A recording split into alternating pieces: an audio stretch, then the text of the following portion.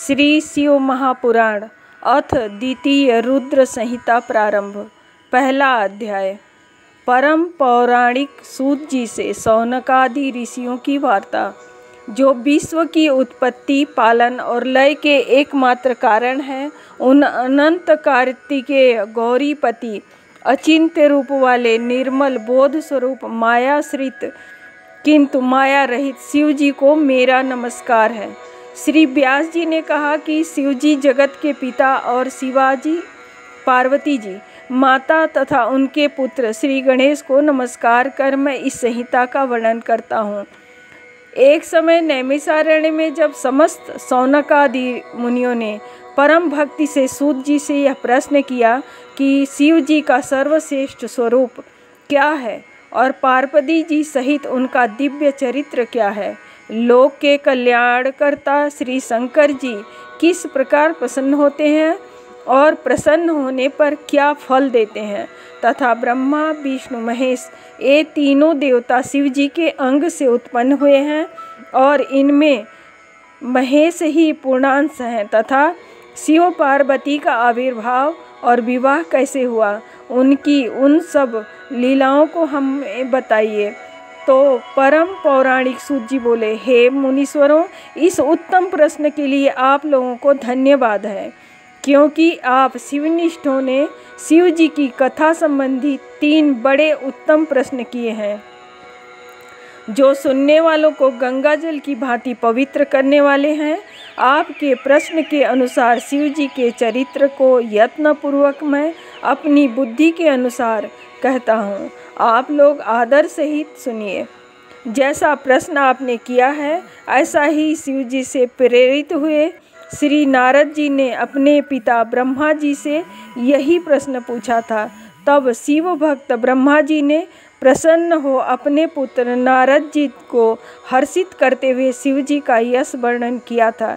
श्री व्यास जी कहते हैं कि जब सूत जी ने ऐसा कहा तो उनके इस वाक्य को सुनकर वे सब ब्राह्मण कुतूहल सहित उस संवाद को इस प्रकार पूछने लगे, हे सूत जी, हे महाभाग, हे शिव भक्तों में उत्तम बुद्धि वाले, यह ब्रह्मा और नारद जी का संवाद कब हुआ था, जिसमें भवबंधन से छुड़ाने वाली भगवान शिव की लीला वर्णित है। हे तात, उनके प्रश्न के अनुसार ही हमें वह सब प्रेम से सुनाइए। इति श्री शिव महापुराण द्वितीय रुद्र संहिता का पहला अध्याय समाप्त। दूसरा अध्याय। शिव जी की काम विजय।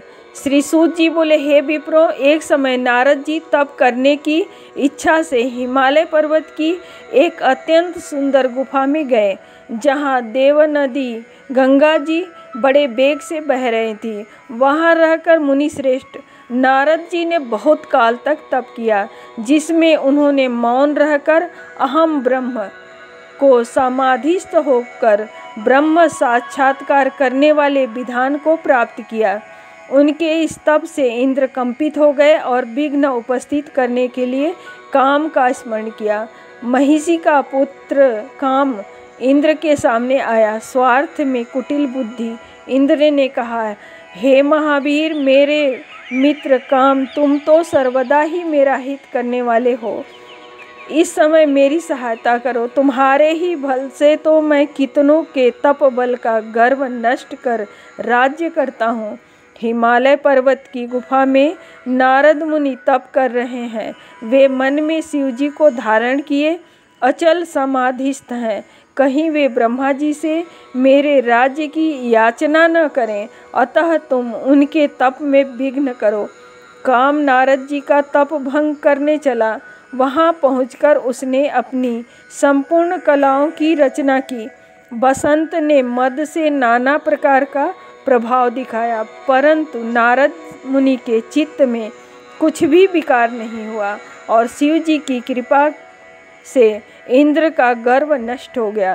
कारण कि इसी स्थान पर पूर्व काल में शिव जी ने तप कर काम को जलाकर भस्म कर रति को वरदान दिया था और यह कह दिया था कि यहाँ पर काम का कुछ भी प्रभाव ना होगा। तब अपनी गति को व्यर्थ हुआ देखकर कामदेव नारद जी से इंद्र के पास स्वर्ग में चला गया। इंद्र विस्मित हो नारद जी की प्रशंसा करने लगे। शिव जी की कृपा से नारद जी फिर कुछ काल तक वहाँ तप करते रहे। पश्चात काम को जीतकर नारद जी गर्वित हो गए और शिव जी की माया से मोहित अज्ञानियों के समान उस वृतांत को कहने के लिए कैलाश पर्वत पर शिव जी के पास पहुँचे। नारद जी ने रुद्र को प्रणाम कर अभिमान से अपना सब वृतांत कह सुनाया और अपने को महात्म्य और प्रभु समझा। इस पर रुद्र जी ने कहा, हे तात नारद, तुम धन्य हो, परंतु यह बात तो तुमने मुझसे कही है, इसको हरि भगवान के आगे मत कहना और उनके पूछने पर भी तुम इस वृतांत को गोप्य ही रखना और किसी प्रकार भी प्रकाशित न करना।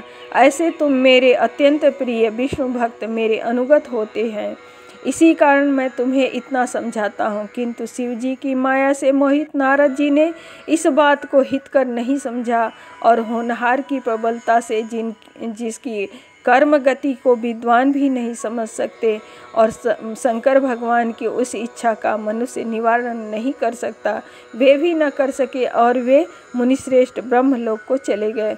वहाँ जाकर ब्रह्मा जी को नमस्कार कर उन्होंने अपने तपोबल से कामजय को कहा। ब्रह्मा जी ने इस बात को सुनकर शिव जी के चरणों में प्रणाम किया और फिर सब कारण जानकर अपने पुत्र को पुनः ऐसा कहने के लिए निषेध किया। परंतु ब्रह्मा जी के कहने पर भी नारद जी ने उस पर ध्यान न दिया, क्योंकि उनके मन में मद रूप अंकुर उत्पन्न हो गया था। लोक में शिव जी की इच्छा जैसी इच्छा होती है वैसा ही होता है, क्योंकि उनके अधीन यह सब जगत है और उनकी ही आज्ञा से सब स्थित है। नष्ट बुद्धि वाले मदांकुर मन वाले नारद जी अपना वृतांत कहने के लिए शीघ्र ही विष्णु लोक में विष्णु जी के पास जा पहुँचे। उनके आगमन का कारण जानते हुए भी श्री विष्णु जी ने आदर से उठकर आगे जाकर उनका सत्कार किया और अपने आसन पर बिठाकर शिव जी के चरण कमल का स्मरण करते हुए नारद जी से पूछा कि हे तात, इस समय तुम कहाँ से आ रहे हो और यहाँ कैसे आए हो?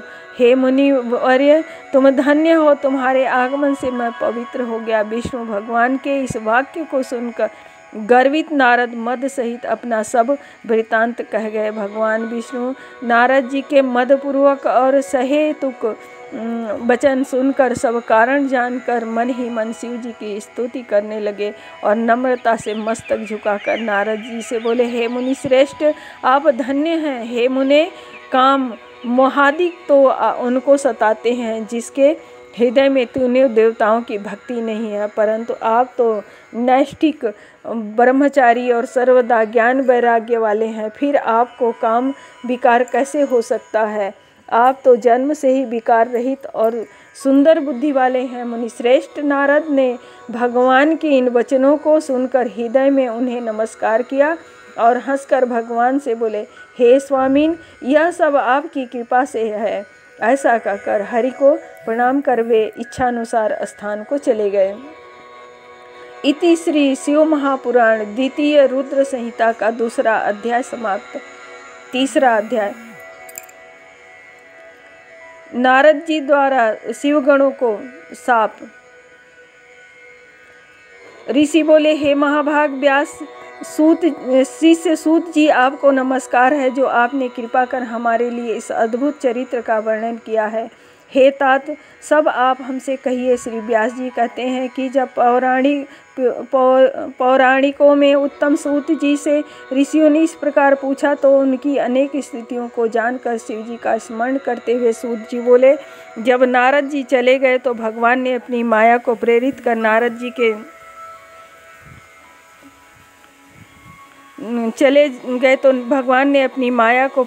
नारद जी के जाने वाले मार्ग में 100 योजन विस्तार वाले एक सुंदर नगर की रचना की, जो उनके विष्णु लोक से भी सुंदर और अनेक वस्तुओं से परिपूर्ण था, और जिसमें ऐश्वर्य संपन्न शील निधि नाम का राजा अपनी पुत्री के स्वयंवर का महान उत्सव कर रहा था, और जिसमें चारों ओर से राजा आए थे और वे सभी कन्या के वरण में उत्सुक हुए अनेक प्रकार के वेशों से शोभा संपन्न थे।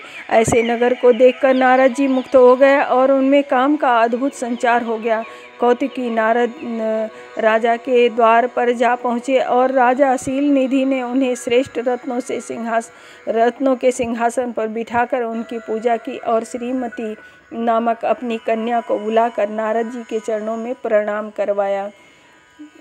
तब उस कन्या को देखते ही नारद जी विस्मित हो राजा से उसका परिचय पूछने लगे। परिचय पाकर काम विह्वल हो उसको पाने की इच्छा कर राजा से बोले, हे राजन, तुम्हारी यह कन्या सब लक्षणों से युक्त है, बड़ी भाग्यशाली और धन्य है। इसमें लक्ष्मी के से सभी गुण विद्यमान है और देवताओं में श्रेष्ठ सबका ईश्वर जो किसी से जीता ना जा सके, शिव जी के समान विभु और जो काम को जीतने वाला हो, निश्चय ही वही इसका पति होगा। ऐसा कहकर नारद जी राजा को आज्ञा देकर शिव माया से मोहित स्वेच्छापूर्वक वहाँ से चल दिए और मन में विचारने लगे कि इसको स्वयंवर में किस प्रकार प्राप्त करूं तथा यह सब राजाओं को छोड़ अकेले ही मेरा वर्ण कैसे करेगी। स्त्रियों को प्रायः सुंदरता ही अत्यंत प्रिय होती है, जिसे देखकर स्त्रियां प्रसन्न हो निसंदेह उसके बस में आ जाती हैं। तब विष्णु जी बड़े सुंदर हैं। नारद जी उनका रूप मांगने के लिए विष्णु लोक चले गए। वहाँ विष्णु को नमस्कार कर काम विह्वल नारद जी ने शील निधि राजा की विशाल नेत्रा कन्या श्रीमती का परिचय देकर स्वयंवर में उसको वर्ण करने की इच्छा व्यक्त की और कहा कि यदि आप अपना रूप मुझको दे दें तो अवश्य वह मुझको प्राप्त हो सकती है। आपके बिना वह मेरे कंठ में जयमाला नहीं डालेगी।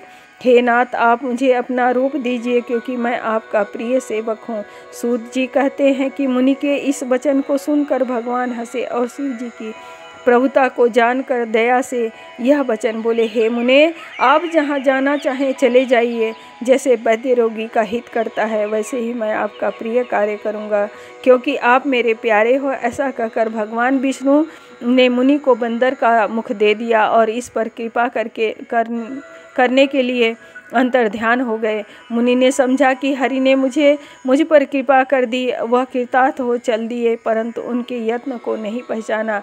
फिर मुनि श्रेष्ठ नारद जी ही वहाँ गए जहाँ राजपुत्रों से घिरा हुआ स्वयंवर हो रहा था। फिर तो राजपुत्रों से व्याप्त और दिव्य वह स्वयंवर सभा जो उस समय इंद्र की सभा के समान शोभायमान हो रही थी, उसमें जाकर नारद जी बैठ गए और विचारने लगे कि अब तो विष्णु रूपधारी मुझको राजकन्या निश्चय ही वरण करेगी। उन्होंने अपने मुख को कुरूप नहीं जाना। अन्य सब मनुष्यों ने भी मुनि के पूर्व रूप को ही देखा और अन्य सभी राजपुत्रों ने भी उस भेद को न जाना, परंतु वहाँ दो रुद्रगण जो ब्राह्मण के वेश में नारद जी की रक्षा के लिए आए थे उस समय भेद को जानते थे। वे दोनों मुनि को मूढ़ समझकर मुनि के पास गए और परस्पर बात करते हुए नारद जी की हंसी करने लगे। छलयुक्त उन्होंने नारद जी का परिहास किया। काम विह्वल मुनि ने उनके वाक्य को यथार्थ रूप में नहीं सुना और राजकन्या को प्राप्त करने की इच्छा से उसी को देखते हुए मोहित हो गए। इसी बीच वह राजकन्या बहुत सी स्त्रियों सहित अंतःपुर से पतिवरण की इच्छा से चली, जिसके हाथ में स्वर्ण की माला थी और वह सुंदर व्रत वाली साक्षात लक्ष्मी के समान सभा में आ पहुंची तथा अपने समान वर को ढूंढती हुई घूमने लगी। तब मुनि और सब रूप तो विष्णु का सा था, किंतु मुख बंदर का सा देख वह मुनि को अत्यंत कुपित हुई और वहाँ से दृष्टि हटाकर प्रसन्न मन से आगे चली। उसने सारी सभा को देखा पर किसी को उसने अपने अनुरूप न पाकर माला नहीं पहनाया। इसी समय राजा जैसा स्वरूप धारण किए हुए श्री विष्णु जी वहाँ आए, जिन्हें राजकन्या के सिवा किसी ने नहीं देखा। भगवान को देखते ही कन्या का मुख कमल प्रसन्न हो उठा और वह चाहने वाली उसने भगवान के गले में माला पहना दी। राजा रूपधारी विष्णु उसको लेकर शीघ्र ही अंतर्ध्यान हो गए, अपने स्थान को चले गए। अन्य राजकुमार राजकन्या के न पाने से निराश हो गए तथा नारद जी का काम से और विह्वल हो गए। तब दोनों रुद्रगणों ने काम विह्वल नारद से कहा कि आप तो व्यर्थ ही काम मोहित हो उस कन्या को चाह करते हैं, पहले अपना मुख तो देखिए जो बंदर के समान बना है। सूत जी के सूत जी कहते हैं कि उनके वाक्य सुनकर नारद जी ने आश्चर्य किया और शिव जी की माया से मोहित उन मुनि ने अपना मुख जल में जाकर देखा तो अत्यंत क्रुद्ध हो उन्होंने दोनों गणों को श्राप दे दिया और कहा कि तुमने मुझ ब्राह्मण की हंसी की है, अतः राक्षस हो जाओ। शिव जी के गण उनके श्राप को सुनकर और मुनि को मोहित हुआ जान कर कुछ भी न बोले और शिव जी की स्तुति करते हुए अपने स्थान को चले गए। यह सब शिव जी की इच्छा थी। इति श्री शिव पुराण द्वितीय रुद्र संहिता का 3रा अध्याय समाप्त। 4था अध्याय विष्णु जी को नारद जी का श्राप। ऋषियों ने पूछा, हे महाविद्वान सूत जी, जब शिव जी के गण अपनी इच्छा से चले गए तब काम से विह्वल नारद जी ने क्या किया? सूत जी बोले, शिव जी की इच्छा से मोहित मुनि ने उन दोनों को यथोचित श्राप देकर जब जल में जाकर अपना मुख देखा तो बंदर की सी अपनी मुखाकृति को देख उन्हें विष्णु जी पर बड़ा क्रोध आया और सोचा कि यह तो उन्होंने मेरे साथ छल किया है। इस कारण वे क्रुद्ध हो विष्णु लोक को चले गए और बढ़ी हुई अग्नि के समान वाक्य कहने लगे। शिव जी की इच्छा से उनका ज्ञान नष्ट हो गया था और वे गर्व से पूर्ण वचन बोल रहे थे। उन्होंने कहा, हे हरि, तुम बड़े कुटिल और कपटी हो, अपनी माया से संसार को मोहित कर मायावी और मलिन चित्त वाले हो। तुम किसी के उत्साह को सहन नहीं कर सकते। तुमने पहले मोहिनी रूप धारण कर कपट किया और असुरों को अमृत न पिलाकर उन्हें मदिरा पिलाई। यदि महादेव जी ने दया कर विष न पान कर लिया होता तो तुम सब बहानेबाजों की सारी माया ही नष्ट हो चुकी होती। हे विष्णु, तुमको कपटी चाल बड़ी प्यारी है, तुम्हारा स्वभाव अच्छा नहीं है। इससे तो परमात्मा शिव जी ने ब्राह्मणों को सबसे ऊपर कहा है। आजकल वे तुम्हारी चालबाजी पर पछताते हैं। इसलिए हे हरि, यह जानकर आज मैं तुम्हें शिव जी के बल पर शिक्षा देता हूँ, जिससे तुम फिर कभी कहीं पर ऐसा कर्म ना करो, क्योंकि तुम बड़े निःशंक हो, कारण कि कभी वेग वालों से तुम्हारा पाला नहीं पड़ा है। हे विष्णु, अब तुम अपने इस किए हुए कर्म का फल पाओगे। हे विष्णु, तुमने स्त्री के लिए मुझको व्याकुल और मोहित किया है और जिस स्वरूप से मेरे साथ व्यवहार किया है, हे हरि, तुम भी उसी रूप से मनुष्य होकर दुख भोगोगे और जैसा मेरा मुख किया है इसी मुख वाले तुम्हारे सहायक होंगे। तुम भी स्त्री से अलग होने का दुख पाओगे और संसार में अज्ञान से मोहित होकर तुम्हें भी नर लीला करनी पड़ेगी। इस प्रकार नारद जी ने भगवान को श्राप दिया। विष्णु जी शिव जी की माया की प्रशंसा की और उस श्राप को ग्रहण कर लिया। फिर महादेव जी ने विश्वमोहक अपनी उस माया को खींच लिया जिससे नारद जी मोहित हुए थे। उसके हटते ही नारद जी फिर पहले की तरह बुद्धिमान हो गए और पश्चाताप करते हुए बारंबार अपनी निंदा तथा शिव जी की माया की प्रशंसा करने लगे। फिर आकर विष्णु जी के चरणों पर गिर पड़े। भगवान ने उठाकर उन्हें अपने आसन पर बिठा लिया। नारद जी ने क्षमा की प्रार्थना की तो विष्णु जी ने समझा कर कह दिया कि हे नारद, खेद मत करो, तुम मेरे श्रेष्ठ भक्त हो, इसमें संदेह नहीं है। तुमको नरक नहीं होगा, क्योंकि तुमने मद से मोहित होकर शिव जी का वाक्य नहीं माना था। तुम उनके और हमारे भी बड़े भक्त हो, इससे शिव जी तुम्हारा कल्याण करेंगे। यह तो तुम्हारे गर्व नाश के लिए ही उन्होंने ऐसी माया की थी। भगवान शंकर गर्व के का हरण करता है। वह परमात्मा सच्चिदानंद स्वरूप निर्गुण और निर्विकार, साथ ही वे सत रज तम तीनों गुणों से परे निर्गुण और सगुण भी हैं। उन्होंने ही मुझको जगत का पालक, विधाता और श्रेष्ठा और रुद्र को सबका संहर्ता किया है। हे नारद, अब तुम्हारे लिए यही सुखद है कि तुम अपने सब संशय छोड़कर शिव जी के श्रेष्ठ यश का गान करो और अनन्यमति होकर सर्वदा शिव जी के सतनाम स्रोत का जाप किया करो। इसको जपने से शीघ्र ही तुम्हारे सब पाप नष्ट हो जाएंगे। हे मुनि, शिव जी की पूजा से समस्त पाप नष्ट हो जाते हैं। अतएव तुम भी पैर से लेकर मस्तक पर्यंत अच्छी तरह भस्म लगाकर ओम नमः शिवाय मंत्र का जाप किया करो। शिव के प्रिय रुद्राक्षों को यत्न से सब अंगों में धारण करो।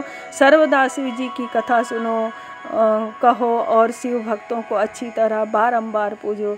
निरालस्य हो, सर्वदा शिव की शरण में रहो। शिव जी की स्वच्छ चरणों को हृदय में धारण करो और शिव के प्रिय आनंद वन में जाओ। वहाँ विश्वेश्वर को देखकर भक्ति से उनका पूजन करो तथा उनकी विशेष स्तुति और प्रणाम कर बंधन रहित हो जाओ। हे मुनि, इसके पश्चात आप चाहे जहाँ गमन करना, मेरे शासन से ब्रह्मलोक में जाना और वहाँ पर अपने पिता ब्रह्मा की स्तुति और नमस्कार करना तथा उनसे भी शिव जी का महात्म्य सुनना। वहाँ वे तुम्हें शिव जी के 100 नामों का स्रोत सुनावेंगे। हे मुनि, आज से तुम शैव हो जाओ, शिव जी तुम्हारा कल्याण करेंगे। ऐसा कहकर शिव जी की स्तुति करते हुए उनका स्मरण और नमस्कार कर वे वहीं लुप्त हो गए। इति श्री शिव महापुराण द्वितीय रुद्र संहिता का 4था अध्याय समाप्त। 5वां अध्याय, नारद जी का परिभ्रमण। सूत जी बोले, हे ब्राह्मणों, विष्णु के अंतर्धान होने पर नारद जी भक्तिपूर्वक शिवलिंगों का दर्शन करते हुए पृथ्वी पर विचरने लगे। उन्होंने कितने ही शिवलिंगों का प्रेम पूर्वक दर्शन किया। उसी समय वे रुद्र के गण, जिन्हें उन्होंने शाप दिया था, उनके नारद जी के समीप आकर चरणों में गिर उनसे क्षमा मांगी और कहा कि हे मुनिवर्य, आपका अपराध करने वाले हम वास्तव में ब्राह्मण नहीं हैं, किंतु हम दोनों महादेव जी के गण हैं, जिन्हें राजपुत्री के स्वयंवर में माया से मोहित चित्त होकर परेश की प्रेरणा से आपने हमको श्राप दिया है। उस समय हमने कुसमय जानकर मौन रहना ही अच्छा समझा, अन्यथा आप हमारा प्राण भी ले लेते, परंतु अब तो आप प्रसन्न होकर हम पर कृपा कीजिए। सूत जी कहते हैं कि जब उन गणों ने भक्ति और आदर से इस प्रकार प्रार्थना की तो उनके वचनों को सुनकर पश्चाताप करते हुए मुनि ने कहा, हे सत्पुरुषों, मैं मान्य महादेव जी के गणों, शिव जी की इच्छा से पहले निश्चय ही मेरी बुद्धि नष्ट हो गई थी, जिससे मोहवश मैंने तुमको शाप दे दिया है, परंतु जो कुछ कहा है गया है वह तो होना ही है। तो भी हे गणों, सुनो, मेरे अपराध को क्षमा करो। अब मैं तुम्हारे शापोद्धार का उपाय कहता हूँ। तुम श्रेष्ठ मुनि के वीर्य से जन्म ले राक्षस होगे, जहाँ तुम्हें सब प्रकार ऐश्वर्य, प्रताप और बल प्राप्त होगा। तुम संपूर्ण ब्रह्मांड के राजा जितेंद्रिय से भक्त होगे और वहीं शिव के दूसरे शरीर से मरकर पुनः अपना पद प्राप्त करोगे। सूत जी कहते हैं कि नारद जी के इन वाक्यों को सुनकर महादेव जी के गण प्रसन्नता से अपने स्थान को चले गए। नारद जी भी शिवलिंगों का दर्शन करते हुए दूसरी ओर पृथ्वी पर पर्यटन करने लगे। चलते चलते वे काशीपुरी में काशीनाथ जी के दर्शन करने गए, जो सबके ऊपर विराजमान शिव जी को प्रिय, शिव की को सुख देने वाली और शिव स्वरूपिणी नगरी है। उस के दर्शन कर कृतार्थ हो गए। वहाँ परम आनंद से उन्होंने काशीनाथ शिव जी का पूजन किया और उनकी महिमा वर्णन करते हुए प्रेम से विह्वल हो गए। पश्चात नारद जी ब्रह्मलोक को गए। वहाँ जाकर उन्होंने अनेक प्रकार से अपने पिता ब्रह्मा से शिव तत्व को पूछा। इति श्री शिव महापुराण द्वितीय रुद्र संहिता का 5वां अध्याय समाप्त।